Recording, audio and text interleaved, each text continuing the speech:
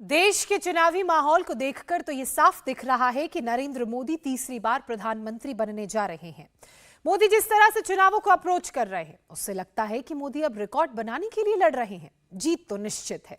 सवाल है कि मोदी को कितने लोगों के वोट मिलेंगे और उसमें भी कितने हिंदुओं के वोट मिलेंगे, क्योंकि मोदी ने अपने कार्यकाल में हिंदू आस्था का पूरा सम्मान किया, बड़े बड़े प्रसिद्ध मंदिरों का पुनरुद्धार किया, काशी विश्वनाथ, केदारनाथ, उज्जैन का महाकालेश्वर और सबसे बड़ा अयोध्या का राम मंदिर।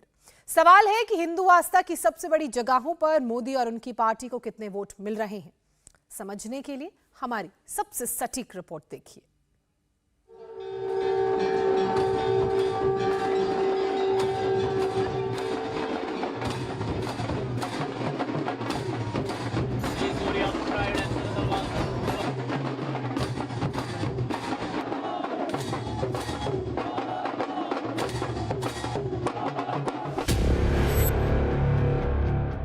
क्या है हिंदू वोट का रुझान? 24 के चुनाव में देश के हिंदू किसे वोट करने जा रहे हैं? क्या जिस पार्टी ने हिंदू आस्था का सम्मान किया, उसे हिंदुओं के वोट भी मिलेंगे? काशी, मथुरा और अयोध्या में बीजेपी की जीत का मार्जिन क्या रहने वाला है? जिन पौराणिक मंदिरों का मोदी ने सम्मान बढ़ाया, 24 में वहां से कितने वोट मिलेंगे? इसमें कोई शक नहीं है कि नरेंद्र मोदी से बड़ा कोई दूसरा नेता नहीं है जो हिंदू हृदय सम्राट कहलाता हो। मोदी शिव भक्त हैं, तो ऐसे हैं कि उनसे बड़ा कोई दूसरा शिव भक्त नहीं दिखता।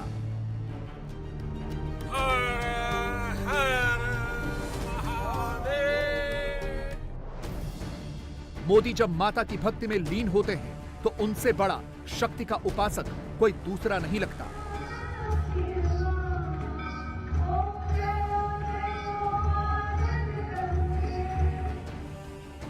और मोदी जब राम की उपासना करते हैं, तो लगता है कि वो जन्म जन्म से राम के सबसे बड़े उपासक हैं।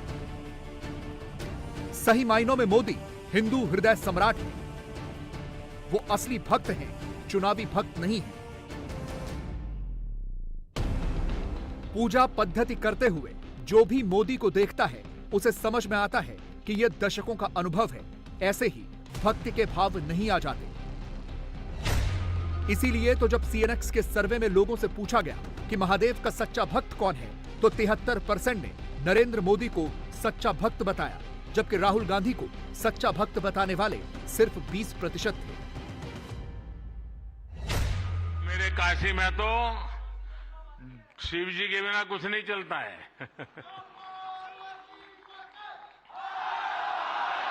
महादेव, भगवान शिव भाषा, कला और क्रिएटिविटी के जनक माने गए हैं। हमारे शिव नटराज है। शिव के डमरू से माहेश्वर सूत्र प्रकट हुए हैं।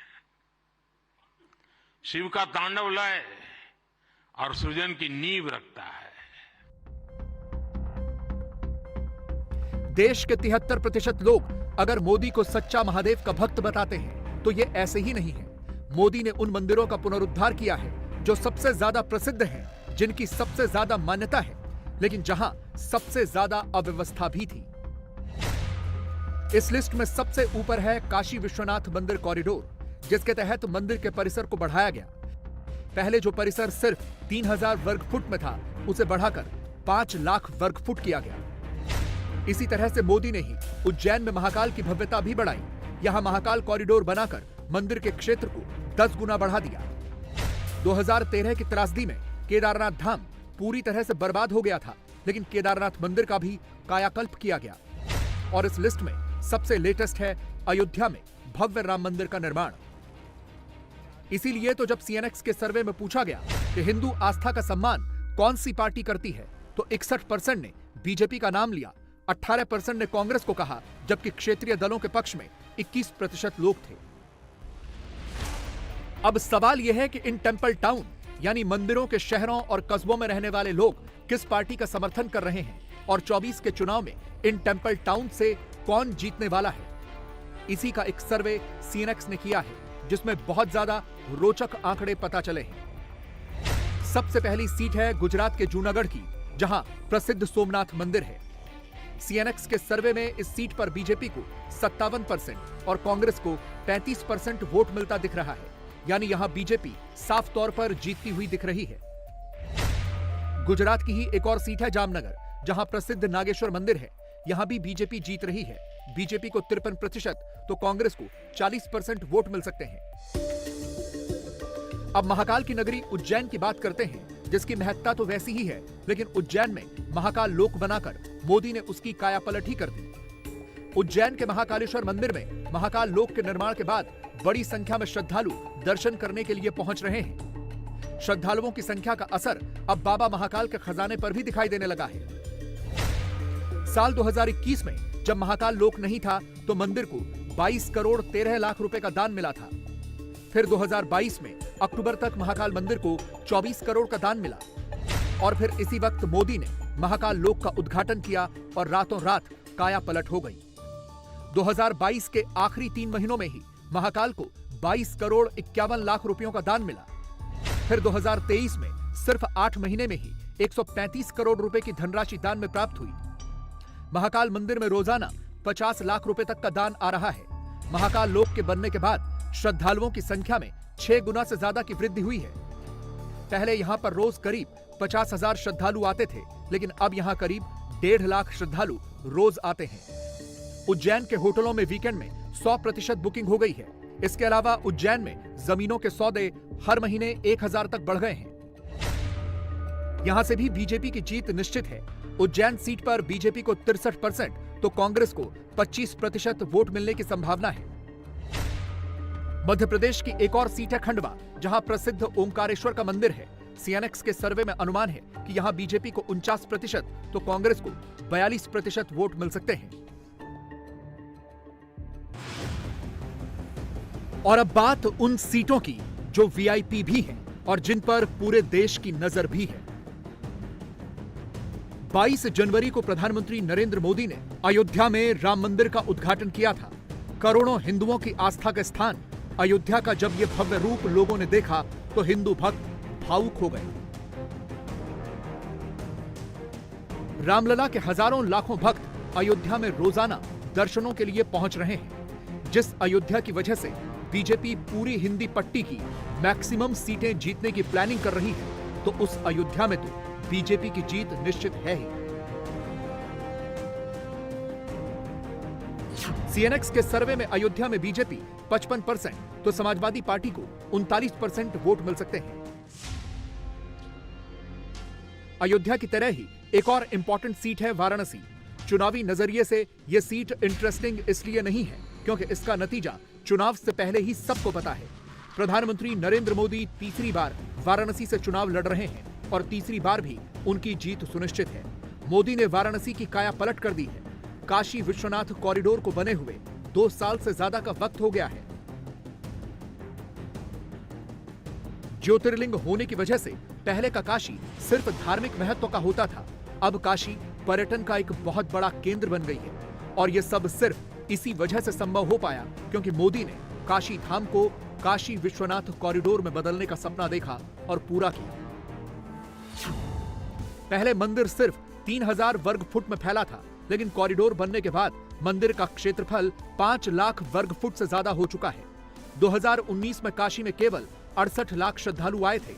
काशी विश्वनाथ कॉरिडोर बनने के बाद पिछले 2 सालों में 13 करोड़ से ज्यादा श्रद्धालु यहां आए हैं। खुद यूपी सरकार के आंकड़े बताते हैं कि कॉरिडोर के कारण पर्यटन क्षेत्र में 34% से अधिक रोजगार के अवसर पैदा हुए। इसके अलावा काशी विश्वनाथ धाम क्षेत्र में लगे लोगों की कमाई में 65% की वृद्धि देखी गई है। एक अनुमान के मुताबिक पूरे वाराणसी के कारोबार में 10 गुना इजाफा हुआ है। वाराणसी का सालाना कारोबार 20,000 करोड़ रुपए तक पहुंच गया है। ये काशी विश्वनाथ मंदिर की आज की तस्वीरें हैं, जहां आज शिवरात्रि के मौके पर करीब 8 लाख से ज्यादा लोगों ने दर्शन किए। पहले तो हम कहेंगे इस काशी के सांसद जी का दिन है। काशी के सांसद माननीय प्रधानमंत्री श्री नरेंद्र मोदी जी का यह इतना बड़ा जो कार्यक्रम है, जो प्रोजेक्ट है, आज मंदिर दिख रहा है और विश्व भी देख रहा है। जो नहीं जानता था, जिसको दबाया जा रहा था, आज हर एक बच्चा जान रहा है कि महादेव यहाँ हैं। और मैं काशी की जनता की तरफ से, भारत की जनता की तरफ से और सभी भक्तों की तरफ से मैं माननीय प्रधानमंत्री जी को कोटि को धन्यवाद देता हूँ। ईश्वर उनको, बाबा विश्वनाथ जी खूब स्वस्थ रखें, उनको हमेशा प्रसन्न रखें। ऐसे ही निरंतर वो धर्म का कार्य कराते रहें और भक्त दर्शन करते रहें। हम लोग बारात में आए हुए हैं, बारात में बारात बाबा के बाराती हैं। हर हर महादेव। दर्शन बहुत अच्छे से हो रहे हैं। दर्शन हो गए? हाँ, दर्शन हो गए, बहुत अच्छे से। हर बार आती है या आज? बाबा का बुलावा पहली बार आया है।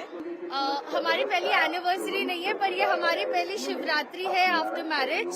सो वी आर वेरी लकी कि हम लोग यहाँ पर आकर के काशी विश्वनाथ में महाकाल के दर्शन करेंगे and we are very blessed.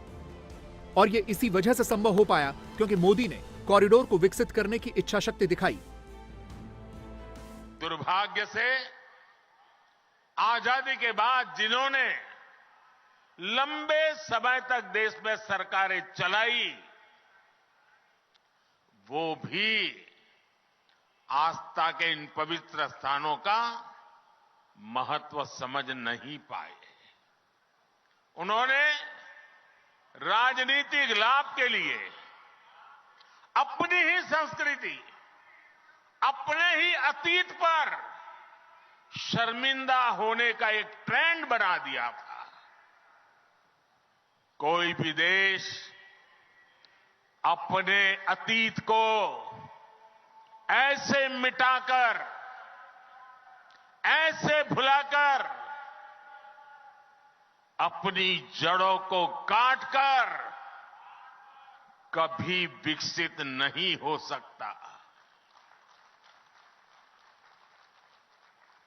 मुझे संतोष है कि बीते 10 वर्षों में अब भारत में स्थितियां बदल गई है। अयोध्या और काशी की तरह मथुरा भी बीजेपी के टॉप प्रायोरिटी में है। मोदी जब भी मथुरा जाते हैं, कृष्ण जन्मस्थान में जरूर जाते हैं। यहां भी बीजेपी की जीत सुनिश्चित मानी जा रही है।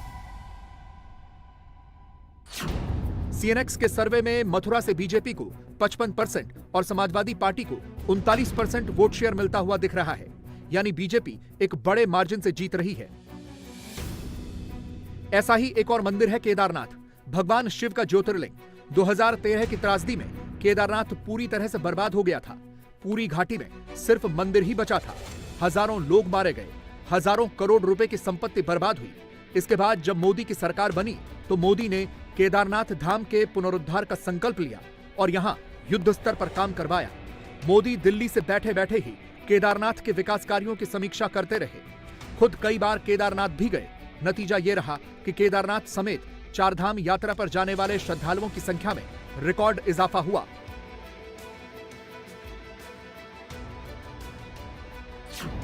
2023 में करीब 50 लाख से ज्यादा लोगों ने 4 धाम की यात्रा पूरी की। 2022 में 46,27,000 लोगों ने 4 धाम के दर्शन किए थे। 2023 में करीब 19,61,000 से ज्यादा भक्तों ने केदारनाथ धाम की यात्रा पूरी की। बद्रीनाथ में करीब 18,34,000 से ज्यादा श्रद्धालु पहुंचे। गंगोत्री यात्रा 9,05,000 से ज्यादा भक्तों ने पूरी की और यमुनोत्री में करीब 7,35,000 से ज्यादा श्रद्धालु पहुंचे। केदारनाथ गढ़वाल लोकसभा सीट के अंतर्गत आता है। वैसे तो ये सीट बहुत बड़ी है, लेकिन बीजेपी की जीत यहां से भी सुनिश्चित मानी जा रही है। सीएनएक्स के सर्वे में गढ़वाल सीट से बीजेपी को 60% और कांग्रेस को 33% वोट मिल सकते हैं। यानी बीजेपी एक बड़े मार्जिन से जीत रही है। उत्तराखंड में बीजेपी ने 2 सीटों पर प्रत्याशियों की घोषणा नहीं की है। पहली है गढ़वाल और दूसरी है हरिद्वार। दोनों ही सीटों पर बीजेपी की जीत कंफर्म है। हरिद्वार में भी बीजेपी का वोट शेयर 51% और कांग्रेस का 40% रह सकता है।